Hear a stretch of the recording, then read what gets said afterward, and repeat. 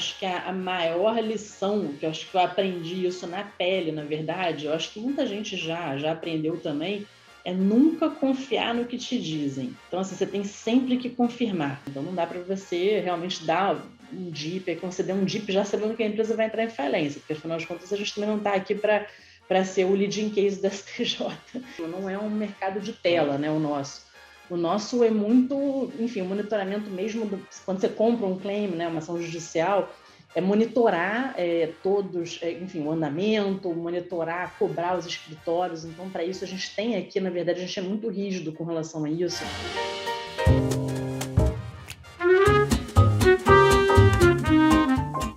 Oi, gente, tudo bom? Hoje voltamos num modelinho um pouquinho diferente. Para quem não me conhece, meu nome é Carol Oliveira, eu sou aqui Head de Análise de Fundos da plataforma da XP e hoje a gente está num programa Girl Power aqui no Outliers. Vim com a minha convidada maravilhosíssima, a Natália de Sá, que é analista de alocação de Research e Fundos aqui da XP, e com a Luísa Oswald, que é sócia aqui da JGP no mandato de Special Situations. Gente, um prazer estar com vocês duas hoje. Prazer é super meu estar com essas figuraças aí do mercado, essas mulheres de inspiração. Prazer, meninas. Luiz, eu acho que muita gente, né, conhece muito as figuras do Jacuzzi, as figuras do Miller, então eu queria que você se apresentasse aqui para a gente, contasse um pouco da sua história, contasse um pouco do que você faz e como você foi parar na JGP, né, pela segunda vez. Sim, pois é. Bom, a história é longa, eu espero também não ser, enfim, muito prolixa, mas, enfim, eu sou advogada de formação, me formei pela PUC, aqui no Rio de Janeiro, e comecei a minha carreira no Banco BBM. Então, eu trabalhei no BBM por quase 7 anos, sempre em crédito, já estou trabalhando com crédito há mais de 18 anos. Então, a minha carreira começou lá, tanto na parte de estruturação de operações, né, de crédito com garantias. Eu trabalhei muito com agribusiness no passado, porque o BBM fazia muito isso, né, tinha uma área assim, bastante forte de crédito em agribusiness. E eu comecei lá em 2004, saí de lá em 2010. Enfim, peguei aí a crista, né, da crise de 2008, então comecei a trabalhar muito com recuperação de crédito, recuperação de ativos lá. Então, me apaixonei muito por esse mundo, né, dos litígios, desde aquela época. A gente era sempre foi muito, enfim, trabalhava muito forte, com muitos escritórios bons, era realmente algo que o BBM investia muito, né, em toda a parte de recuperação de ativos. Então, enfim, eu liderei lá, né, um time de recuperação, acabei saindo de lá em 2010, e aí, enfim, em 2011, iniciei aqui na JGP, montando, né, uma área de Special Situations na época. Na época, o Special Situations não era, enfim, tão conhecido, ainda era um mercado muito incipiente, né, aqui no Brasil. Enfim, os bancos eram muito fechados para venda de ativos, o mercado de compra de ações judiciais também não era algo muito difundido. Na época até, enfim, a venda de precatórios, por exemplo, já era mais comum, né? Muita gente comprava, já inclusive no próprio BBM eu também já fiz algumas operações de compra de precatórios. E, enfim, aí comecei aqui na JGP, né, sendo sócia, uma das sócias fundadoras da JGP Crédito lá atrás.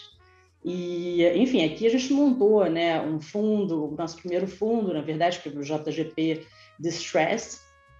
Aqui fazia aquisições, né, em ações judiciais. A gente comprou algumas ações judiciais bem relevantes, que foram bastante positivas.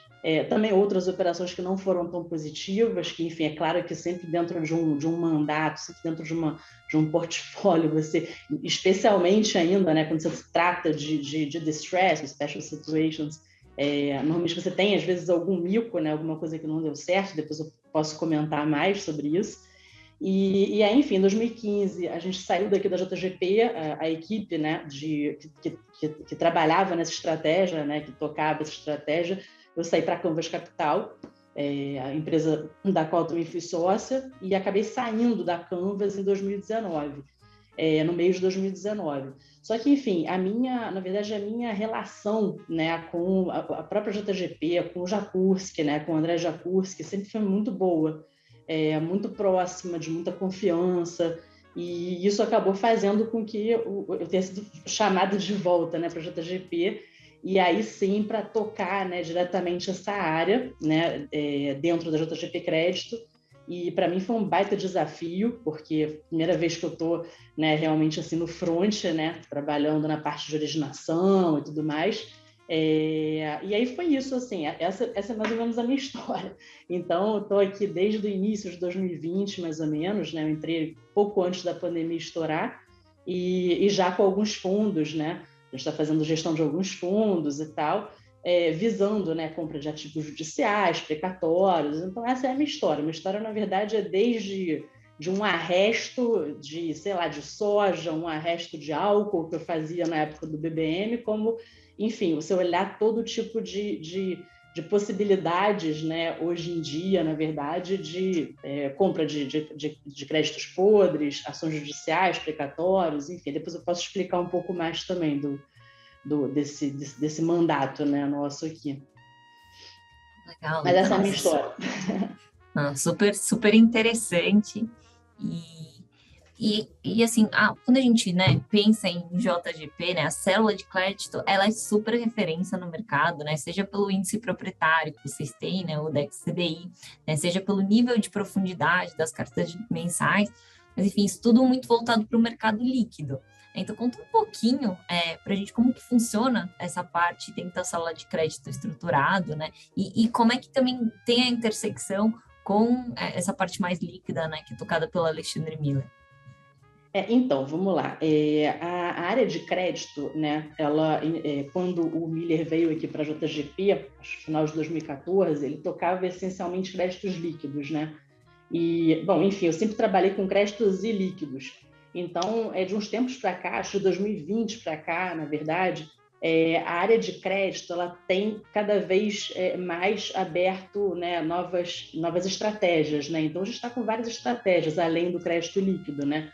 Então, entrou justamente a parte de crédito estruturado. Então, a gente tem, por exemplo, dentro da estratégia de crédito, a gente tem ISD, a gente tem infraestrutura, agro também. E eu acho assim, dentro dessa célula, né, junto com o Miller e tudo, a gente tem muita complementariedade, tanto com base na minha própria expertise, né, de análise de problemas, né? Então, assim, a gente sempre olha, eu pelo menos tendo sempre a olhar tudo o pior cenário possível, né? O ativo estressado, uma constituição de uma garantia que não foi bem feita. Então, acaba que a gente... as próprias estratégias, elas se conversam, entende? E acaba que eu acho que fica uma coisa bacana porque é uma troca de experiência. Então, o Miller, ele hoje, né, está atuando no comitê de crédito nosso, que a gente tem também nos fundos de Special Situations. Então, ele também usa muito a própria expertise dele também para criticar, enfim, comentar. Então, é uma coisa bacana, porque é realmente uma troca muito legal, uma sinergia muito legal de informações e de ideias e tudo, porque cada um faz um pouco, né? E a gente consegue aqui extrair o máximo, né, de várias ideias do time todo. Então, são 20 pessoas hoje na Crédito, né, 5 destinadas aqui para os Special Situations. Então, isso é bacana, mais pela troca mesmo. Então, isso é uma coisa que ajuda muito no nosso dia a dia. A gente falou bastante no episódio 47 do Outlier sobre Special Situations, ou, para quem não sabe, situações especiais. Na sua definição, Luísa, o que são, de fato, essas situações especiais? Bom, a situação especial, na verdade, pelo menos assim, na minha concepção aqui, dentro do mandato e tudo, são situações, na verdade, em que você tem um problema por detrás. Então, eventualmente, você está lidando com uma pessoa que está ou não necessariamente quebrada ou prestes a quebrar, uma empresa que, eventualmente, pelo menos é o que a gente olha, né? Uma empresa que tem, às vezes, um ativo por detrás bastante valioso, mas que não sabe como reestruturar aquela situação, aquela dívida ou aquela empresa. Então, a gente, na verdade, tenta ajudar, né? Tenta fazer uma análise, né? Uma análise de uma situação, nem uma situação, uma estratégia, na verdade, de tentar tirar aquela empresa ou tirar o ativo, né? Ou tentar maximizar o ganho para ela naquela determinada situação. Por exemplo, eu estou falando de uma recuperação judicial, quando você faz um DIP, por exemplo, um DIP Finance.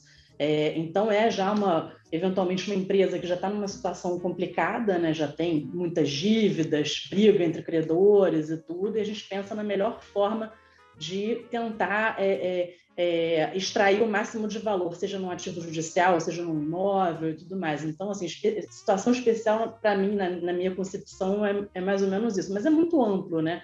Na verdade, situação especial, você está falando de muita coisa, né? Você está falando de uma operação, de uma situação um pouco mais de stress também, eventualmente, mas eu acho que é tudo aquilo, na verdade, que você consegue extrair valor, né? Extrair valor e com segurança mínima, né? Então, não é você dar um cheque sem fazer uma análise mais apurada, não é você dar um cheque, por exemplo, para a Ambev, não é isso, né? É realmente você dar um cheque para uma pessoa que está numa situação, você vai ter que analisar cada fio de cabelo, né? Você vai ter que analisar tudo, questão fiscal, questão trabalhista, você vai ter que analisar tudo para fazer a operação com segurança, né? E de modo que você garanta aquele retorno também, né, para o seu cotista, porque normalmente os retornos para situações dentro do Special Situations são retornos altos, então a gente está falando de retorno acima de 25% ao ano, né?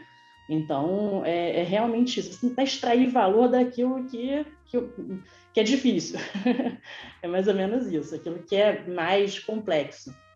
Então, esses retornos altos, né, eles não vêm de graça.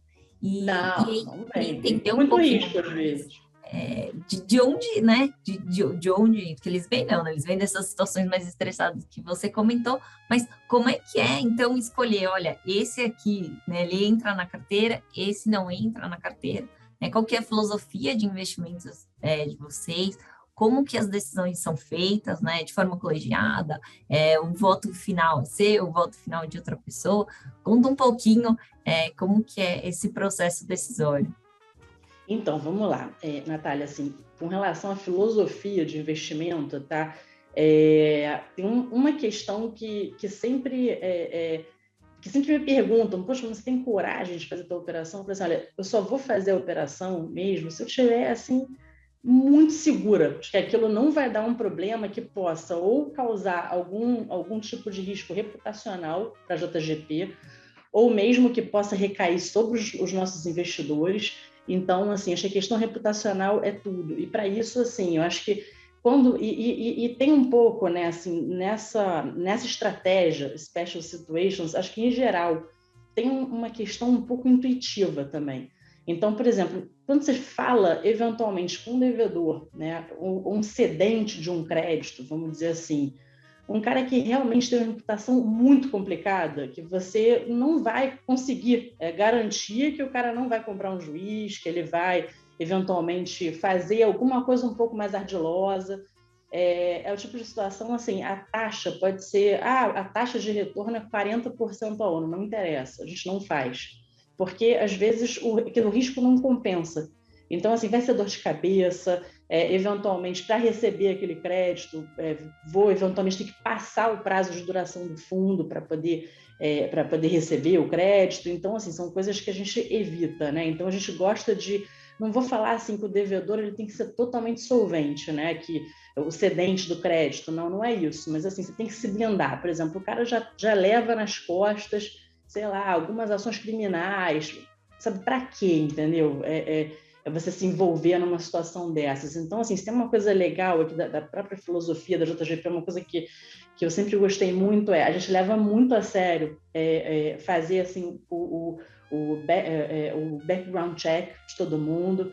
Então, olhar tudo. Eu olho absolutamente assim, a gente revira a história do próprio cedente do crédito, a gente revira a vida dele inteira, sabe? Antes de fazer qualquer coisa. A gente é bastante cauteloso aqui, muito rígido, né? Nas nossas análises. Então, para a gente tem que ter um fundamento. Não adianta, vou comprar aqui, por exemplo, um precatório federal, porque todo mundo conhece o risco do precatório federal. Não, não é isso, sabe? A gente tem que avaliar sempre o pior cenário, o devedor sempre o pior cenário, onde eu vou brigar. Qual vai ser o tribunal que eu vou ter que brigar? Vai ser um tribunal no Centro-Oeste? Vai ser um tribunal no Nordeste, Rio de Janeiro, São Paulo? Então, assim, tudo isso é levado em conta nos nossos investimentos, né? Até previamente a tomada de uma decisão no comitê. Então, tudo isso a gente já olha, digere, discute internamente. A gente normalmente faz um pré-comitê aqui. Eu, o Marcelo Molica e o Miller também, além do time de Special Situations, e depois a gente passa, né, tudo em comitê, que aí sim a gente tem o Jakurski, né, no comitê, que, enfim, dada até muita experiência dele, né, que realmente aí é um dinossauro do mercado financeiro, e então, assim, a gente consegue levar todos os riscos. Acontece muito da gente fazer comitê e ter que voltar de novo, fazer mais 2 comitês, porque surge alguma dúvida e tal. Então, tudo aqui é tomado de forma colegiada e sempre muito preocupados com a questão da reputação, porque eu acho que é algo muito positivo, né? Porque a JGP não é uma casa só de special seats, né? É uma casa, né, que você tem várias áreas, então, que podem ser afetadas por uma operação, eventualmente, que possa ter um risco reputacional, né? Então, assim, a gente toma muito cuidado. Então, olha a raiz de cada ação judicial, olha, esse caso daqui tem uma suspeita de que o laudo pericial é falso, não sei o que lá, tudo isso a gente olha, para a gente realmente não se envolver em nada que possa, né, pudesse ter sido vista e que a gente não pegou, ou que deixou passar, entendeu? Então, aqui a gente realmente é muito criterioso.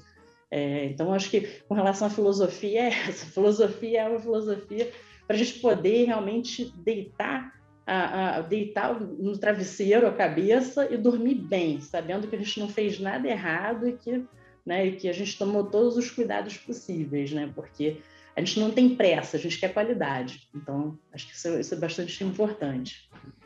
É um fundo, no final, que olha muito menos tela, né? E vai olhar outras questões, acho que não à toa tem uma pessoa aí formada em Direito nessa cadeira, né? Então, muito exatamente. Não, exatamente. Assim, a gente vê coisas aqui do arco da velha, tá? A gente vê muita coisa bizarra. Mas é aí que está a oportunidade, né? Então, tem muita história, né? Muita história engraçada, essas operações. E a gente tem uma coisa legal, né? Que, na verdade, uma coisa que eu sempre gosto de fazer. Antes da gente fechar uma operação com alguém, a gente gosta de marcar com a pessoa alguma coisa. Vamos marcar um almoço para poder ver olho no olho, trocar uma ideia, sabe? Tipo, a gente não faz nada só por telefone. A gente sempre tem que ter alguma coisa presencial para a gente poder ter certeza, né? Também da pessoa, né? Então, a gente realmente é muito neurótico aqui com isso. Isso é uma coisa bacana também. E deixa eu te perguntar, Luísa, assim, obviamente, né? Investir em situações especiais, na minha cabeça, é gostar de desembaraçar problema.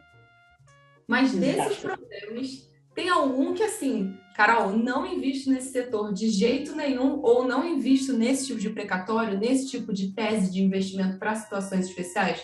Tem alguma coisa que é um bloco na hora para vocês? Sim, na verdade é o seguinte, uma coisa que eu aprendi aí ao longo dessa jornada toda, né, dentro do Special Situations, é evitar concentrar muito o risco num papel só. Então, eventualmente, comprar um crédito que tenha um valor muito alto. Então, por exemplo, precatórios federais. Eu sempre olho muito, né, a natureza do precatório, qual foi a origem da discussão. Isso aqui foi, na verdade, de uma usina de álcool, da política, da fixação do preço do açúcar e do álcool, o IAA, no caso, né? Então, assim, são casos muito grandes, casos que já, enfim, normalmente quando batem no ministro, suspende. Aí, agora mesmo, né, teve uma situação, há poucos meses atrás, do judiciário que suspendeu, né, os precatórios de 9 usinas. Então, salvo engano, acho que foi algo tipo 9 bilhões de reais. Então, não sei se foram 9 usinas, mas foram mais ou menos 9 bilhões de reais que foram suspensos, assim, créditos que já estavam super, hiper discutidos. Então, assim, é algo que não traz muita segurança do ponto de vista para o investidor mesmo, né? Por ser um crédito muito alto, poucos donos, então, eventualmente, você vai ter crédito que vai ser uma família, que vai ser dona, e que certamente isso afeta muito, né, a política fiscal, né? Então, eventualmente são poucos votos, entendeu? Poucos votos do ponto de vista eleitoral mesmo, né? E muito dinheiro. Então, você está falando, não, poxa, tem 5 herdeiros aqui de uma usina e são 5 votos aí no presidente que vai liberar o precatório e, assim, poxa, um valor que faz muita diferença na conta no final, né? Então, a gente tenta evitar muito teses multimilionárias e tal. A gente só se for alguma coisa com realmente um fundamento muito forte. Então, assim, eventualmente uma desapropriação, alguma coisa que você vê lá a terra, você saiu um laudo de avaliação. Também causas que enfim, a própria correção monetária e juros, né, já correspondem a 2/3 da ação judicial, é algo também que é muito complicado. Então, porque a gente já sabe que eventualmente vai ter uma ação rescisória. Recentemente aí eu vi um caso que tinha uma ação rescisória dentro de uma outra ação rescisória. Então, assim, já começa a ficar tão embaraçado que, assim, eu não acredito, sinceramente. Eu acho que é mais fácil, né, você receber um crédito, que é um crédito que o juiz está mais acostumado, né, o valor, um juiz está mais acostumado a assinar um alvará e tudo, do que realmente créditos muito grandes. Então, a gente tem partido muito daí. A questão de setor, na verdade, eu nunca digo não para um setor, sabe? Porque eu acho que pode ter sempre uma oportunidade. Então, a gente olha absolutamente tudo, todos os setores. Antigamente até eu tinha, né, um pouco de medo de certos setores, por exemplo, educação, hospitais e tudo, mas assim, eu não sei, acho que tudo vai depender do tipo da operação, entendeu? Então, assim, eu nunca digo não, assim, acho que a gente gosta de olhar tudo, mas eu acho que hoje a minha maior preocupação mesmo são os valores que a gente realmente sabe que são mais problemáticos, né, quando é coisa muito grande. Me apresentaram aqui um precatório estadual do Rio, 500 milhões de reais. Eu falei, gente, 500 milhões de reais para uma pessoa só que vai receber. Tipo, não vai pagar, vai dar problema, vai ter bloqueio, vai ter um monte de coisa, entendeu? Então, assim, bom, precatórios federais nem se fala, né? Tem precatório de BI e tudo, então a gente tenta evitar mesmo, mas por uma questão de concentração de risco e acreditar mesmo, né, que realmente vai ser pago. Então é mais ou menos isso, assim, a gente gosta de situações mais reais, vamos dizer assim, né? Então, acho que é basicamente isso. Quase um small caps de precatório, né? De situações especiais, aqueles nichos menores. Então, a gente fez até, né, recentemente, a gente fez uma operação grande com precatórios federais alimentares. Essa operação foi bem interessante, porque eram tickets aí de 600 mil, 700 mil reais. Era uma tese só, mas assim, muito difícil, porque está falando de servidor público, então é muito difícil de ter algum tipo de embargo, qualquer tipo de resistência, né? Então, alguma ação contrária é muito difícil. Então, eu acho que com relação a isso, né, quando é algo pulverizado, realmente é bem mais interessante. E eu adoro coisa pulverizada. Dá muito trabalho? Tá. A gente ficou aí, a equipe ficou algumas noites sem dormir, mas também olhando absolutamente tudo, assim, todas as certidões, em nome de todos os servidores públicos, porque realmente a gente tem essa cultura aqui mesmo de preservação de capital, e eu acho que esse daqui, na verdade, esse é o maior, como se diz, acho que é o que a casa, que a JGP mais acredita, né, que é preservar valor, né? A gente não pode trabalhar aqui pensando, não, pode alguma coisa dar errado. Não, na nossa cabeça tudo tem que dar certo. Eventualmente pode escorregar alguma coisa, né? Mas acho que, no geral, a gente tem que estar sempre muito seguro no que a gente faz. Então, mas, sem dúvidas, pulverizadas, aí a gente faz 300 milhões, 400 milhões, sem problema nenhum, mas são pulverizadas. E, Luísa, deixa eu te perguntar, você tem vários causos aqui para contar, né? Essa parte de ação judicial, né, que é a empresa cedendo o direito de receber um recurso na ação, você compra.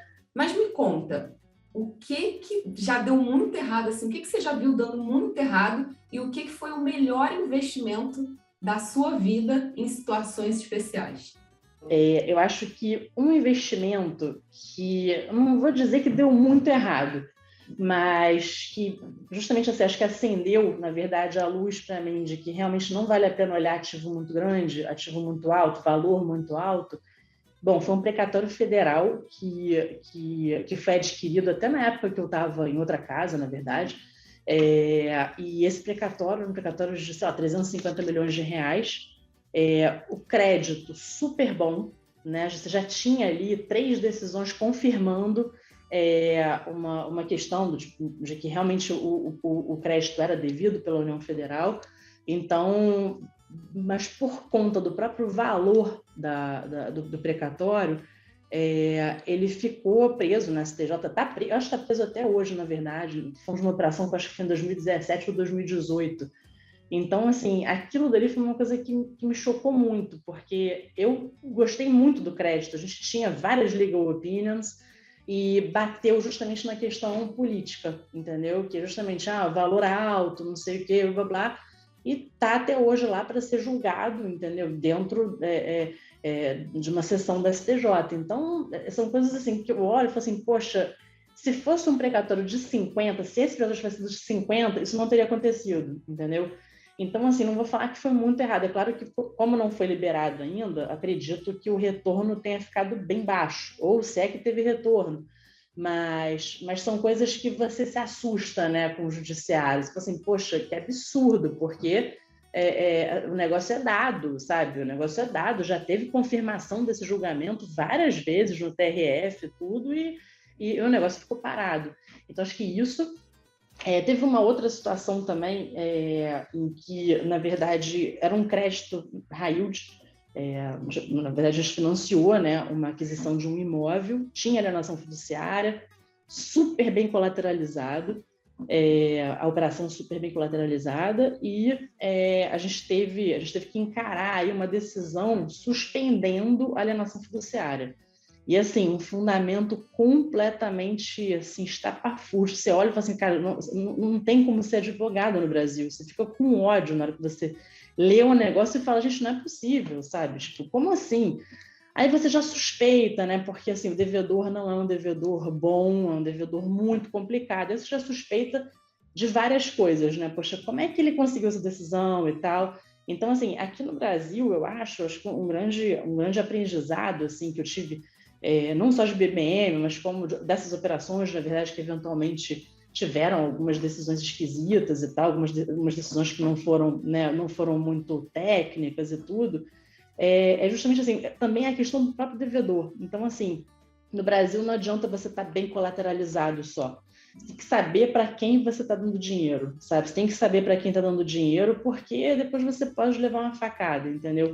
Por detrás, uma apunhalada por detrás, entendeu? Então, isso acho que é o grande aprendizado aí, sabe? Então, essas são as coisas, né? São as operações aí, 2 exemplos de operações ruins, mas agora de operação boa, teve uma operação que realmente essa foi, assim, né? Já foi muito boa e agora ainda pode ficar melhor ainda, que é uma operação, um crédito, né, de empréstimo compulsório Eletrobras, que a gente recebeu essa operação. Eu lembro até que quando a gente fechou a operação, estava aqui na JGP, né, foi a minha primeira fase JGP, e eu lembro que foi uma operação espetacular, um valor maravilhoso, assim, tipo, valor de aquisição, né, o preço de aquisição, e eu lembro que eu estava com 7 meses de gravidez, e era num dia X para fechar. Se não fosse naquele dia, perdi a operação se fosse no dia seguinte, porque tinha um fechamento, uma questão de prazo de fechamento para a própria empresa que cedeu o crédito. Eu lembro, eu e o Nicolau, que até, enfim, trabalha aqui na equipe também, com quem eu trabalhei na primeira fase, a gente correndo pela Avenida Nossa Senhora de Copacabana para buscar a assinatura de diretor da JGP para poder fechar a operação. Então, assim, foi uma operação que realmente deu muito trabalho e teve um retorno espetacular. Então, assim, fomos de um retorno aí, eu acho que de 4 vezes o valor investido, e que ainda tem um valor suplementar para receber, que é, infelizmente, né, por questões também, valor alto, políticos e tudo, também o processo está meio parado por conta disso. Então, assim, esse investimento foi um investimento realmente que deu muito certo. E, bom, acho que foi isso, assim. E esse outro da empresa privada aí que eu fiz também, que um retorno aí foi de 64% ao ano líquido, né? Então, foi uma operação super, assim, super ao acaso, na verdade, e que foi muito boa no final. Os investidores que, no caso, eram sócios da JGP, ficaram super felizes e tal, e eu acho que foi isso. O negócio também tem a questão mesmo da intuição. Você vai falar assim, cara, isso aqui é bom, sabe? Isso aqui realmente vale a pena. Então, acho que foi isso. Eu pensando aqui um pouco, né, como é que funciona o processo de monitoramento, né, dos ativos de vocês em carteira, queria entender um pouquinho mais, porque quando a gente vai para o mundo, né, mais líquido ali, né, do gestor multimercado, um gestor de ação, a gente sabe, saiu tal dado de PIB, vai, né, mexer nos ativos, saiu o balanço de uma empresa, vai mexer nos ativos. Como é que funciona esse monitoramento do preço dos ativos dentro de um special? Como que vocês acompanham isso?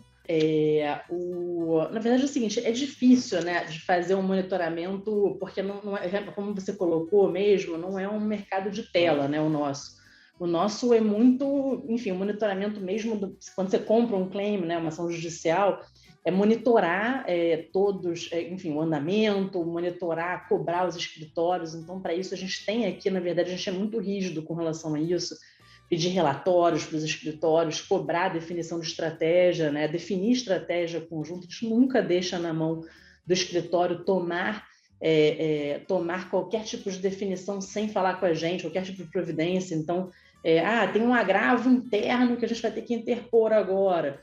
A gente senta, o agravo interno, melhor recurso mesmo, se minuta, manda para a gente no mínimo 2 dias antes, para a gente poder olhar, para a gente poder comentar.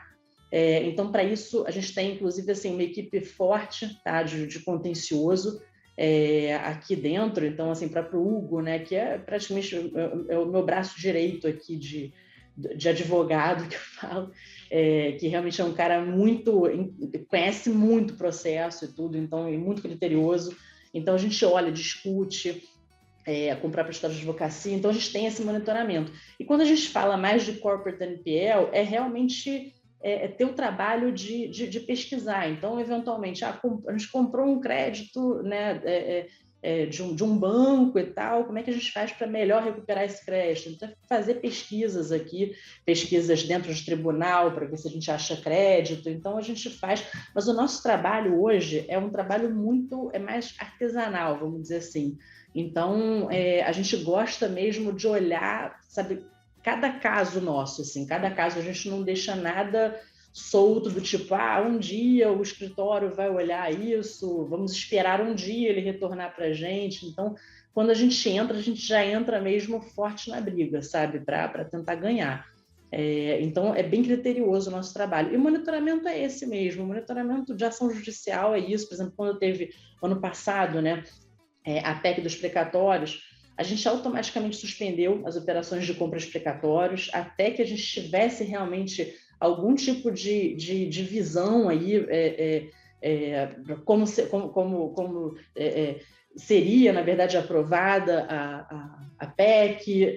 Então, a gente todo dia fazia call com a mesa, né, também. A gente tem, inclusive, um cientista político que fica em Brasília, então, monitorando todos os andamentos da PEC. Então, assim, a gente realmente é muito criterioso. A gente falou, não, vamos suspender, porque a gente não sabe como é que vai ser, se vai ser pagamento em 10 anos, se vai ser pagamento até 2026, como vai ser a cronologia, se vai...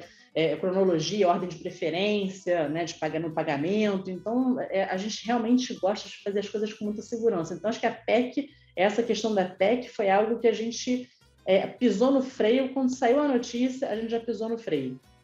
E, enfim, a gente viu, inclusive, que o mercado continuava comprando precatório aos mesmos preços. Então, assim, não, para se ferrar, a gente não vai se ferrar, entendeu? Então, é aquela coisa, né, que a gente, mais uma vez, a ideia é preservar capital, né? Então, a ideia é sempre pela preservação do capital. Então, acho que é mais ou menos isso. Não sei se eu te respondi aí.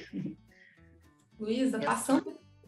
Passando aqui para a nossa parte, né, de detalhes de fundos, cenários, principais posições, eu queria te perguntar, hoje eu brinco que o Miller é o CIO de crédito da JGP, dado que a área está com mais de 5 bi, super grande, e aí você falou que, poxa, a gente pegou alguns fundos, o Miller também, eu brinco que é um multimesas, porque ele também vai plugando cada uma das estratégias nos fundos. Eu queria entender, hoje você tem fundos próprios, você também aloca recursos nos mandatos mais líquidos do Miller, com um crédito estruturado, um pouco mais de pimenta nos portfólios. Como é que funciona, né? Como é que você encaixa nessa estrutura toda? Não, então, na verdade, a gente tem, né, assim, os fundos que a gente lançou até hoje, né, no Special Situations, normalmente tem um capital dos sócios, então isso é bem legal para o famoso skin in the game, né? Então, a gente tem o próprio capital também da Wealth Management, então já mostra, né, um alinhamento de interesses e tudo mais, e acaba que realmente a captação fica muito aí, mesmo nesses fundos, entendeu? A gente usando muito a nossa capacidade aqui interna mesmo, os nossos investidores internos. E, enfim, o Miller ajuda pra caramba na parte de captação, tanto é que a gente, inclusive, está aí com um pedaço do nosso fundo ecossistema, com a XP. A gente tem um pedaço, né, de Special Situations, tem uma parte do fundo aí que é destinada para Special Situations, que é parte aqui do portfólio desses fundos. Então, é mais ou menos por aí, mas a gente normalmente faz isso, a gente gosta muito de estar totalmente alinhado. Isso é uma coisa bastante bacana, que é algo que o investidor gosta de ouvir também, né? Então, quando a gente fala, quanto que os sócios... A primeira pergunta, é legal o fundo, tá? E quem vai colocar o dinheiro aí na JGP? Eu falei assim, os sócios vão colocar...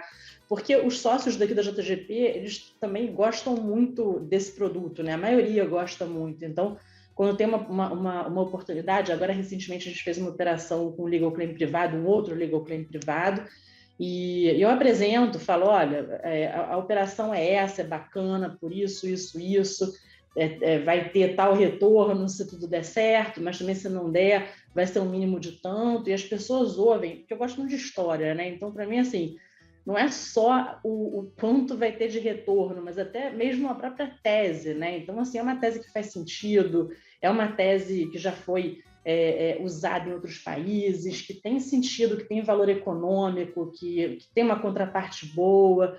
Então, é aquela coisa assim, que acaba que a história também faz com que as pessoas ouçam e queiram investir. Então, assim, poxa, mas bacana essa tese, bacana. E tudo assim, obviamente, sem muito juridiquês, tá? Porque também fica muito chato, né? Quando você começa, não, porque aqui já teve trânsito em julgado, já teve...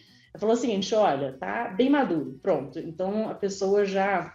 Né, os próprios investidores gostam, né, do próprio case concreto mesmo, já ouvi o case concreto, a história, tudo, então isso é uma coisa legal. Então, é basicamente isso, assim, a gente fez a captação do primeiro fundo, parte, né, dos recursos da Wealth, né, gerados aí pelos fundos da Wealth e sócios, e o resto a gente distribuiu, né, para clientes da JGP também e tal.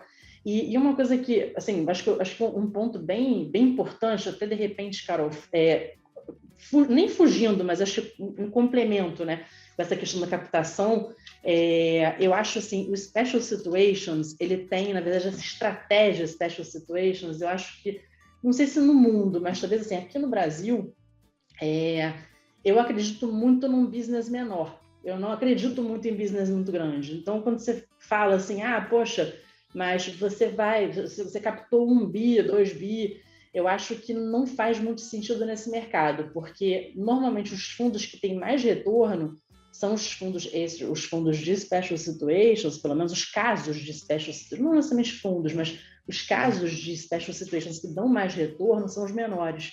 Então, se você fala de um fundo de 100 milhões, 150 milhões, 200 milhões, parece fazer mais sentido, porque não é tão fácil, né? Assim, a originação chega muita coisa, né, para a gente, na verdade.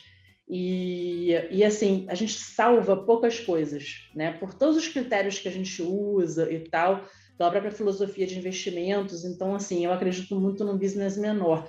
E isso é uma questão muito alinhada com o próprio Miller, com o próprio André também, aquela coisa, não adianta você ficar com muito dinheiro se você não tem no que alocar, porque tudo tem risco, e tem alguns riscos que são imponderáveis, entendeu? Então, eu acho que essa questão da captação, quando você tem um negócio muito bacana para poder mostrar, você consegue o dinheiro. Então, você não precisa estar totalmente... não precisa estar totalmente captado, entendeu? Então, foi até essa situação desse legal claim privado que eu estou comentando, que o caso era tão legal e a gente tinha questão de limites de concentração no nosso fundo e precisaria de mais um cheque, não um cheque adicional. A gente foi lá, fez 3 ligações, eu passei aqui, conversei com alguns sócios, todos acreditaram, né, assim, confiaram no deal, gostaram, e rapidamente a gente conseguiu comprar. Então, assim, eu acredito muito nesse tipo de trabalho, um trabalho que realmente, quando chega a oportunidade, você trabalhar. E, obviamente, claro, tendo uma placa da JGP, tendo, né, uma casa super consolidada, uma casa tradicional, isso ajuda muito, né, as pessoas a ouvirem, né, as oportunidades e quererem investir. Então, bom, eu acho que esse é um ponto bastante relevante aí de captação. Luísa, só explica aqui um pouquinho mais para mim. Vocês, então, hoje têm um fundo só de Special Situations, são vários fundos, o núcleo que alimenta outros fundos. Eu queria entender um pouquinho mais, né? Então, de mandato, objetivo de retorno, como é que isso está estruturado? Então, vamos lá, Nath. Hoje, né, atualmente aqui na JGP, a gente tem o nosso primeiro fundo, que é um fundo de gestão discricionária. Gestão discricionária, mas tem o comitê, né? O comitê hoje é composto por mim, pelo Alexandre Miller, pelo Roberto Weinberg e pelo André Jakurski.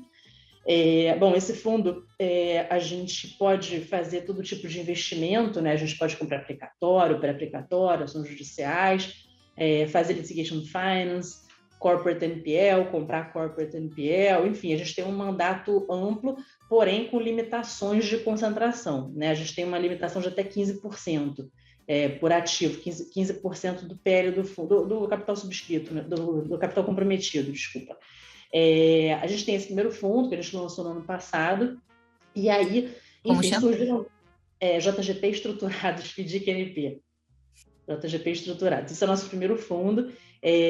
A gente está alocando, né? Ele tem um prazo aí de investimentos de 2 anos, ele fez um aniversário agora de 1 ano, então a gente está até fazendo agora uma nova chamada de capital. Enfim, a gente pretende investir esse fundo até o início do ano que vem, totalmente. E aí o que acontece? Ao longo, né, desde maio do ano passado, na verdade, surgiram algumas oportunidades que ultrapassavam essa questão do limite. Então, não só o limite, às vezes o cheque era muito alto, bem maior do que o fundo, né? Nós estamos falando de um fundo aí de 80 milhões de reais, né? Esses JGP estruturados. E, enfim, quando apareceu essa primeira oportunidade, que era muito grande, era um cheque de até 300 milhões de reais para compra de precatórios alimentares. E eu pensei, gente, se eu não fizer a operação rápido, eu vou perder, porque o timing aqui, o timing era fundamental aqui, ser muito rápido na operação. E eu pensei, bom, eu vou fazer o seguinte, só apresentar isso aqui no comitê, vão perguntar, tá, de onde você vai tirar esse dinheiro? Eu falei, não, eu fiz meia dúzia de ligações, pessoas em quem eu confio, e pensei, olha, casa tal, eu já sabia que estava muito disposta a fazer esse tipo de operações com precatórios federais alimentares. Eles viraram e falaram, olha, interessante a operação, a gente coloca até 90% do cheque e vocês têm que skin the game aí com 10%, ou seja, 30 milhões. E aí eu lembro que eu fui para o comitê, né, assim, meio encucada. Eu falei assim, gente, vou precisar de 30, mas será que eu vou conseguir ter isso? Foi ano passado, né? Será que eu vou conseguir com facilidade esses 30? Será que vão comprar esse risco? Não sei o que lá. E aí virou o próprio Jakurski, e eu achei bem bacana, que ele falou assim, Carlos, parabéns, porque você não só achou o ativo, como você achou também o passivo, já, porque eu já tinha a solução. E ele falou, poxa, muito bacana. Eu falei assim, tá, mas a gente nem levou a operação ainda, André, nem sei se vai rolar a operação. Ele falou, não interessa, já foi muito legal por aí, sabe? Você já está de parabéns de qualquer maneira. Se for, ótimo. E aí, enfim, a gente acabou fazendo uma captação muito rápida, que aí foi o JGP Special Situations 1.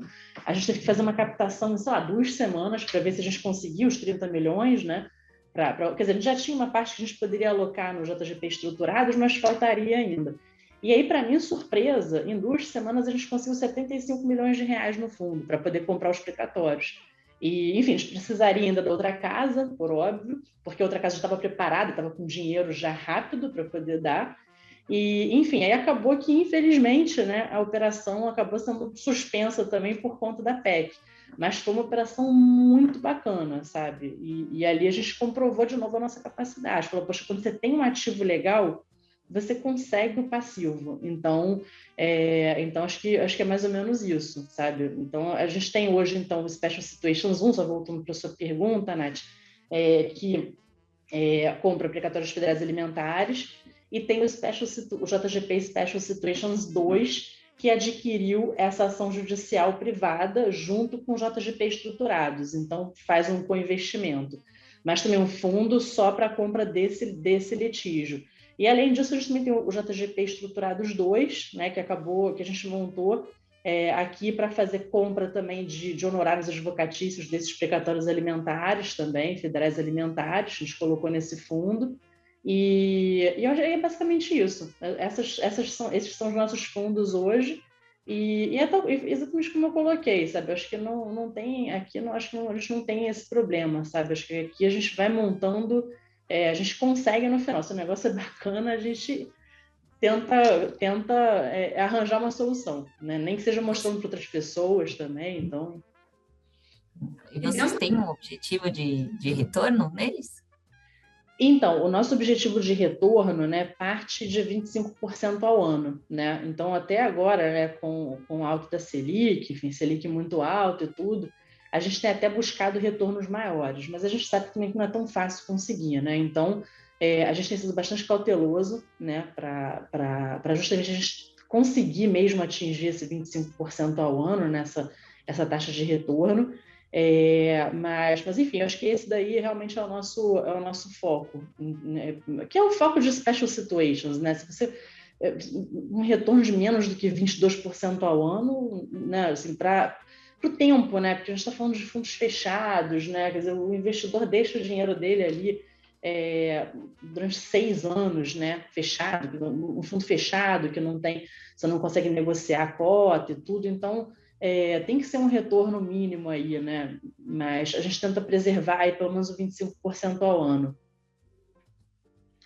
E deixa eu te perguntar, Luiz, assim, você fala várias sopas de letrinha, né? O NPL, o DIP, precatório, legal claim privado. Dentro de toda essa sopa de letrinha, cara, o que tende a ter estruturalmente um retorno maior e o que tende a ter um retorno estruturalmente menor?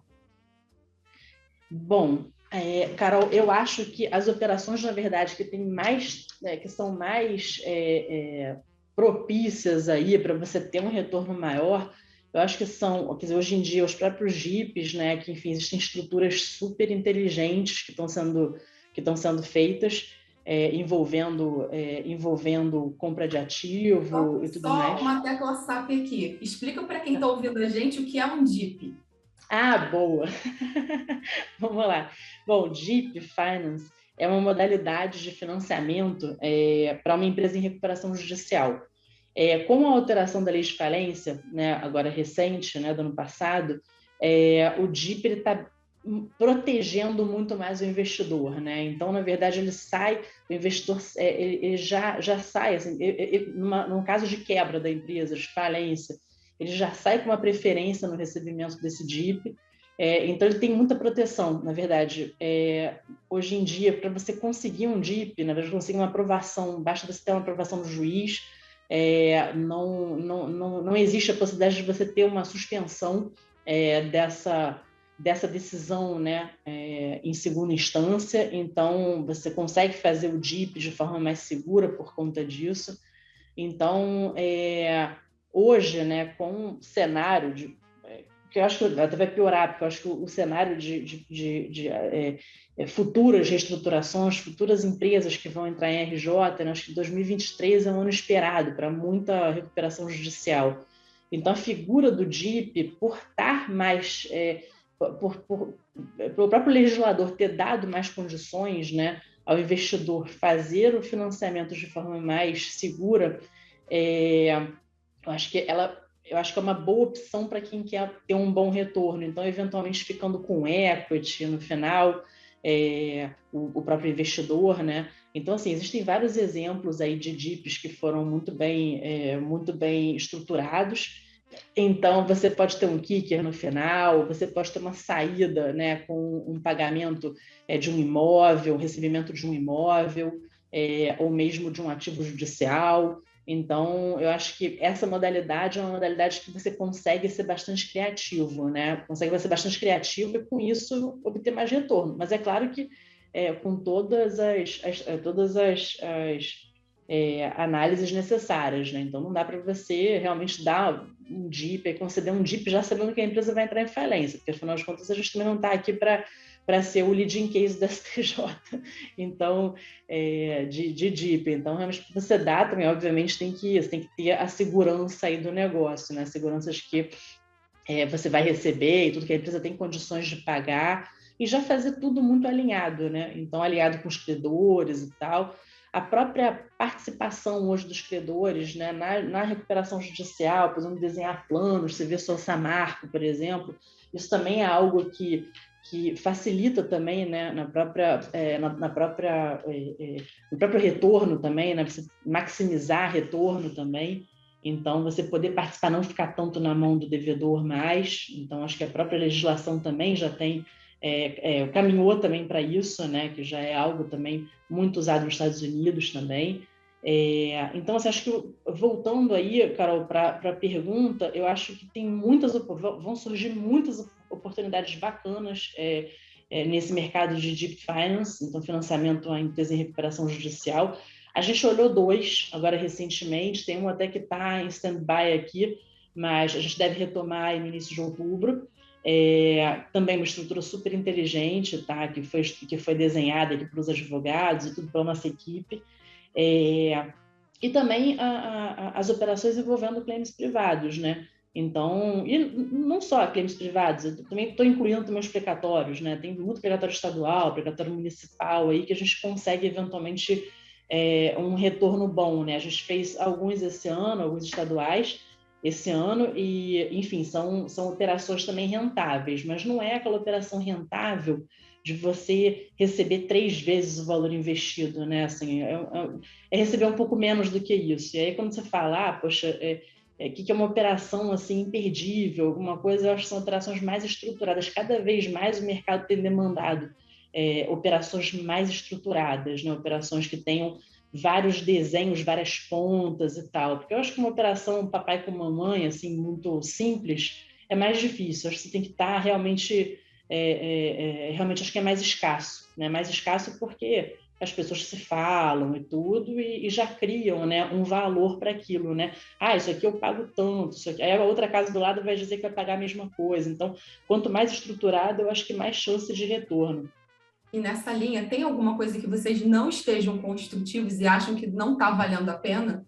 Eu acho difícil. Eu acho assim, eu acho que é difícil de dizer assim que a gente não tá olhando. A gente acaba olhando tudo, mas eu acho que o mercado dos precatórios federais, por exemplo, ainda o preço ainda está muito desarbitrado. Eu acho que está muito fora do valor aí que a gente acha que deve ser pago, porque, por exemplo, todo mundo tem falado, né? Mas os precatórios têm que ser pagos até 2026, de acordo com a emenda. Só que a gente vê o bolo cada vez crescer mais. Então, assim, cada vez mais, né, assim, mais pedalada vai ser dada todo ano, entendeu? Então, agora, por exemplo, ano que vem, a gente está falando aí de 50 bi já de precatório expedido. Então, e mais, né, vai rolar ainda, na verdade, a dívida. Ano que vem, na verdade, para ser mais precisa, pelos dados que a gente tem visto, a gente está falando de 100 bi ano que vem. Então, assim, considerando os precatórios novos e os precatórios que estão sendo pedalados, né, que não foram totalmente pagos esse ano.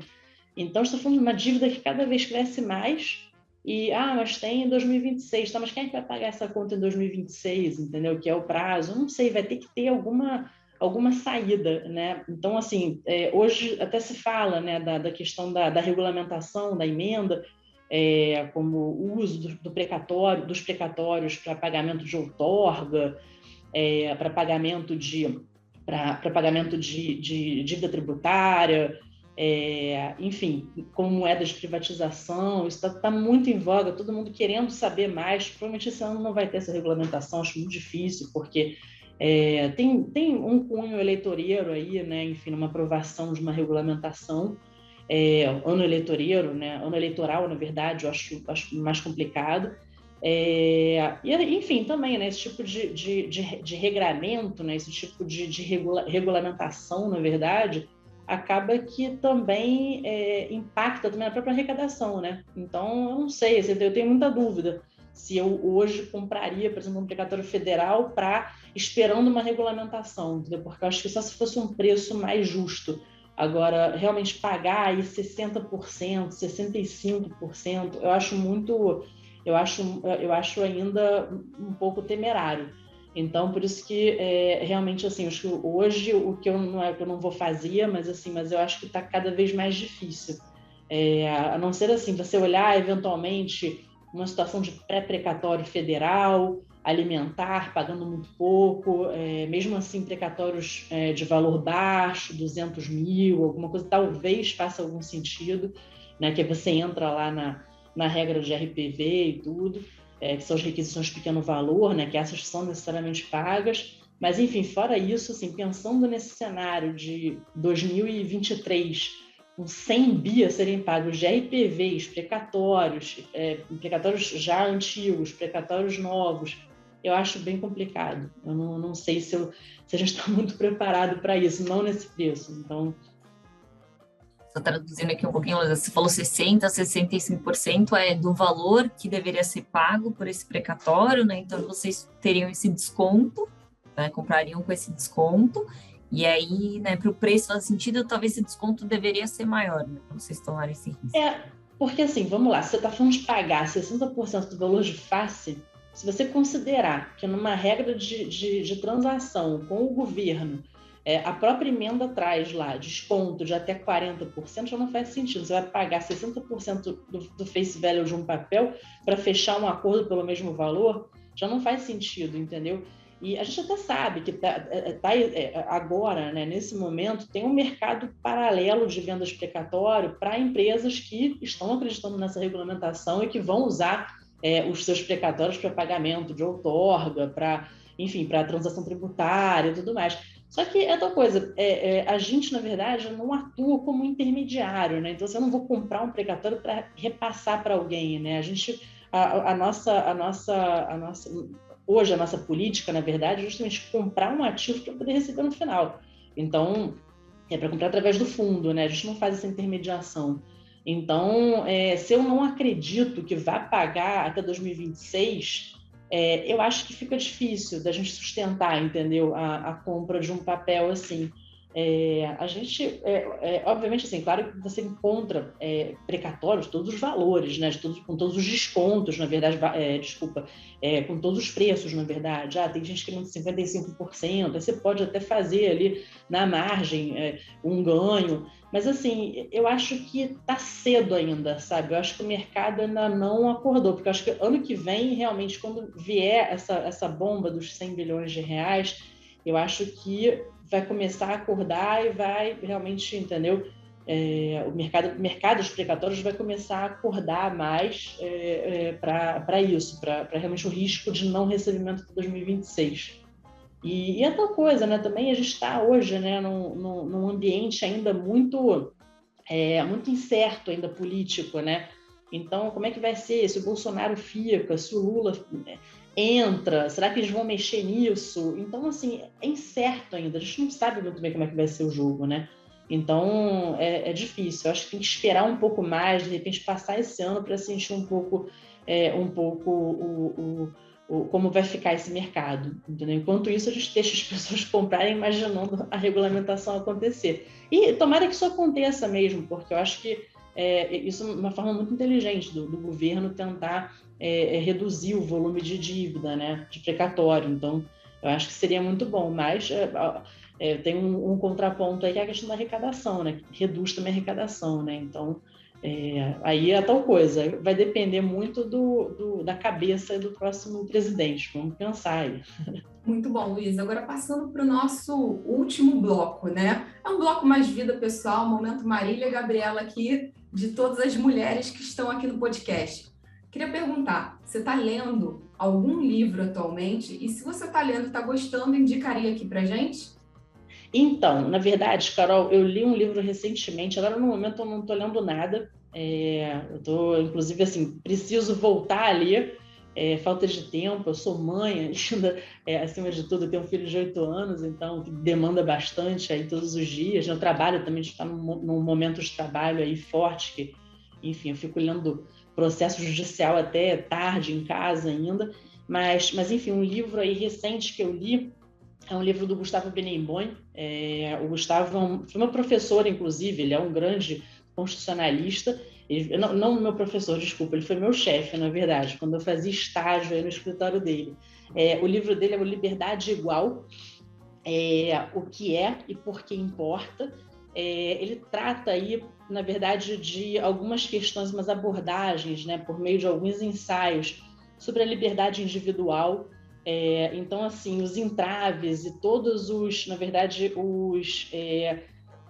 a forma, na verdade, né, como os desafios, na verdade, da própria sociedade brasileira em lidar, na verdade, né, com as questões da liberdade de expressão, a liberdade religiosa também, Estado laico, Facebook versus política, também humor, censura, bibliografias não autorizadas, enfim, é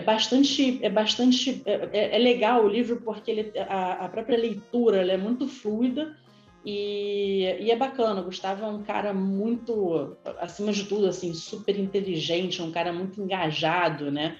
E, enfim, é isso, assim, eu gosto muito, sobretudo dele, aí, até por ter sido meu chefe na minha época de estágio. E ele realmente, esse livro eu acho que vale muito a pena. Muito bom, já adicionei aqui na lista. Show de bola.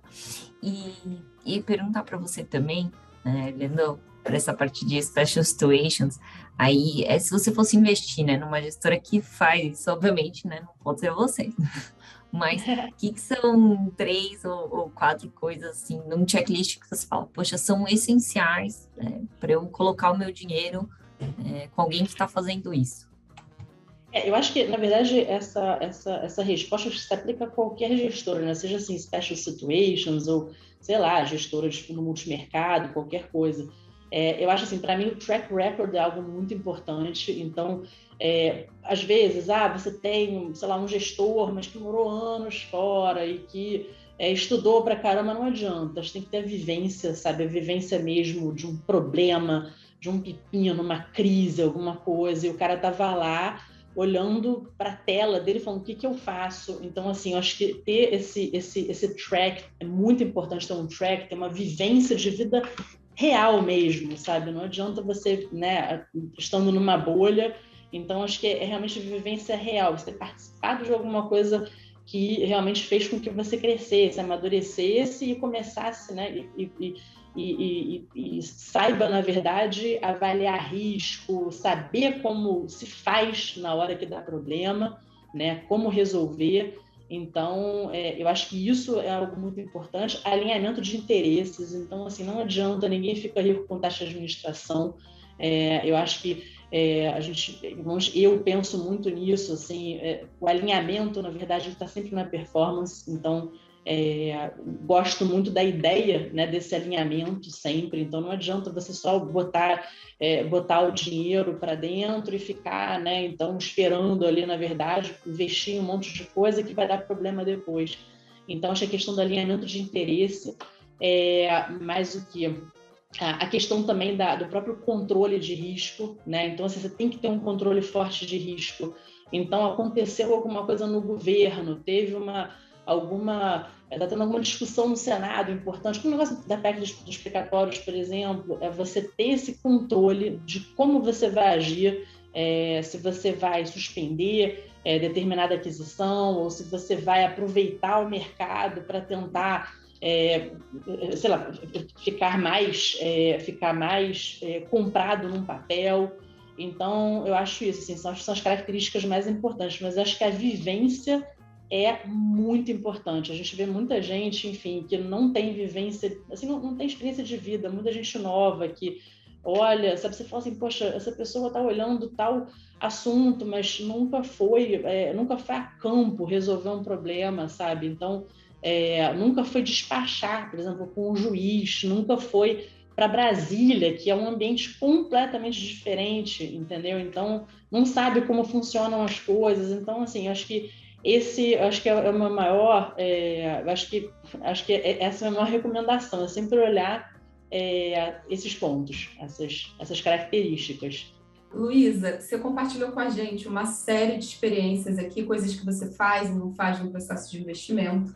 Se hoje, na JGP, chegasse um estagiário de 18 anos para trabalhar com você, qual seria a lição de investimento que você considera mais valiosa e que você passaria para ele? Bom, eu acho que a maior lição, que eu acho que eu aprendi isso na pele, na verdade, eu acho que muita gente já aprendeu também, é nunca confiar no que te dizem. Então, assim, você tem sempre que confirmar. Então, fulano disse, então eu acredito, então eu vou comprar, ou então eu vou investir. Não, tudo você tem que checar a origem da informação, checar, assim, realmente você fazer passar um raio-x mesmo, entendeu? Para tentar entender se não tem alguma coisa estranha.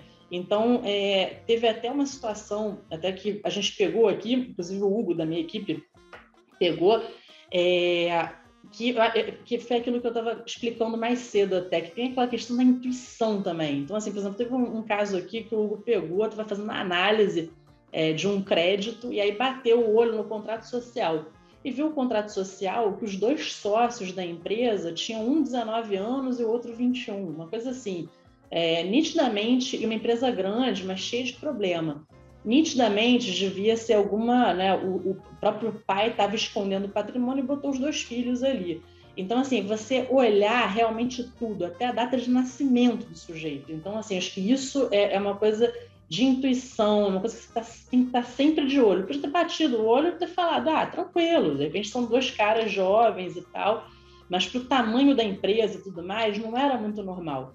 Então, eu acho isso, você está sempre com o pé atrás e não confiar no outro, assim, totalmente. Então, assim, fulano está fazendo mesmo? Você já ligou para confirmar? Então, assim, está sempre no pé das pessoas, seja para confirmar, para cobrar, ter realmente sempre uma proatividade. E isso é uma coisa que a gente estimula muito aqui na JGP, estar sempre na frente. Tem uma informação tal, você tem que ser o primeiro a saber e já confirmando. Não adianta falar, ouvi dizer, não. Ouviu dizer, assim, confirma, sabe? Liga, tá uma decisão, liga para o tribunal para confirmar, liga para o advogado e tal. Então, eu acho que essa é a maior lição de vida, porque, enfim, acho que a gente acaba ficando, mas foi fulano que falou, então dá para confiar. Não, fulano também erra. Então, eu acho que essa é a maior lição de vida que a gente passa aqui, para a nossa equipe no geral, né? Bastante interessante, porque no final são coisas que você vai apanhando com a experiência, mas dado que você não tem essa experiência, então questione, né? Para você conseguir Exatamente, pegar até fechar. Pegar fechar isso todas antes. as pontas, né? É isso. Não, super, super interessante. E queria te perguntar também de pessoas assim que você hoje segue, seja no LinkedIn, seja no Instagram, que pessoas que você gosta do conteúdo que você consome, que você indica aqui para os nossos ouvintes. Bom, para mim, assim, tem uma pessoa para mim que é realmente, que eu não só admiro muito, mas que eu sou muito grata, que eu sei que é uma pessoa que confia muito em mim, na verdade, é o André Jakurski. Enfim, eu sempre tive um ótimo relacionamento com ele, sei que existe uma relação de confiança.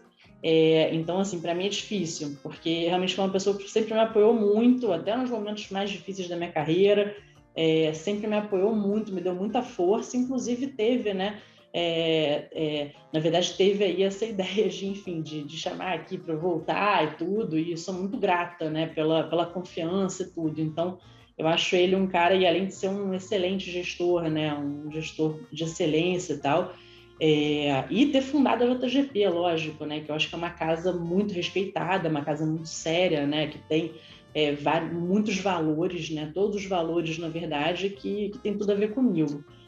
Bom, além do Jacurso, eu acho, pessoalmente, meu filho, né? Que o coitado não tem Instagram nem LinkedIn ainda, mas que aí eu aprendo todos os dias. A gente quer seguir. Pois é. Não, pode ver as fotos dele. Meu filho Luiz Eduardo, que até, enfim, quando eu conversei, né, ontem com ele, que eu ia participar hoje, ele falou assim, mamãe, mas você vai falar de mim, né? Então, ele ficaria chateado se eu não falasse nele também. Enfim, eu acho que são essas as pessoas e obviamente, a minha família toda, né? Minha irmã, a Maria Cecília Oswald, que enfim, é uma profissional fantástica, ela me ensinou muita coisa também, e os meus pais também, né? Meu pai falecido, mas também sempre me deu muita força, assim, desde a minha primeira entrevista de estágio no BBM, que eu lembro que ele, enfim, me apoiou muito naquele dia. Enfim, acho que são essas as pessoas, assim. Obviamente, enfim, eu gosto de muita gente também, tá todo mundo, né? Mas é difícil de elencar, assim, eu admiro muita gente, mas acho que essas são as pessoas que estão aqui agora, que eu estou pensando aqui agora. E para terminar aqui o podcast, Luísa, queria te perguntar, né? Pergunta aqui de quais gestores você investiria seus recursos se você não tivesse na JGP?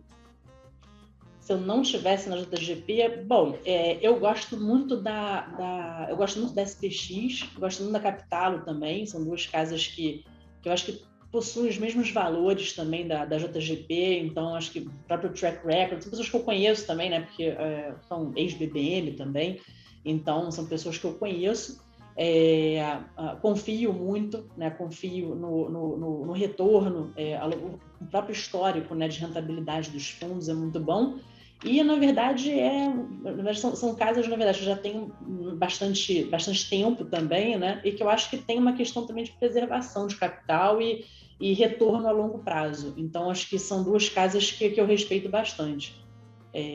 Mas eu acho que é isso. Muito bom, gente. Foi um prazer ter vocês aqui com a gente hoje. Nath, Luísa, poxa, super bom conhecer mais um pedacinho da história da JGP, gente. Queria perguntar, vocês têm rede social, Luísa? A JGP tem rede social, tem Instagram, LinkedIn? Tudo. Inclusive, a gente tem uma área de marketing aqui no JGP, enfim, a gente está sempre publicando através do LinkedIn, Instagram também, mas a gente está bastante sempre na mídia aí, então... Quem quiser seguir, só colocar lá o @jgp.asset e seguir. O meu é @rso_carolina. E o seu, Nath? O meu é @natalia.th.d.sa. Tá um pouquinho ali largado, porque eu tô voltando de licença maternidade hoje, inclusive. Viu, Luísa? Você falou do seu filho. Eu tô voltando hoje, então vou voltar ali a mexer nas minhas redes sociais. Sigam lá que eu conto um pouquinho. Legal, bacana, parabéns. Obrigada. Bom, o meu, gente, eu não sei exatamente de cor, mas acho que se colocar @Luísa com Z, Oswald com W e D mudo, vão achar. Eu acho que eu sou a única aqui do LinkedIn com esse nome. A gente vai conseguir ver umas fotos do seu filho. Tá ótimo, pode sim. Ele é uma graça, mas enfim. Gente, esse foi mais um Outliers. Espero que vocês tenham gostado. Eu acho que a gente já falou no episódio 47 de Special Situation e mais uma vez estamos aqui detalhando o assunto com a Luísa. Foi um prazer estar aqui com vocês. Tchau, tchau. Prazer também, Carol, Nath. Prazer. Tchau, Obrigada, tchau. Tchau.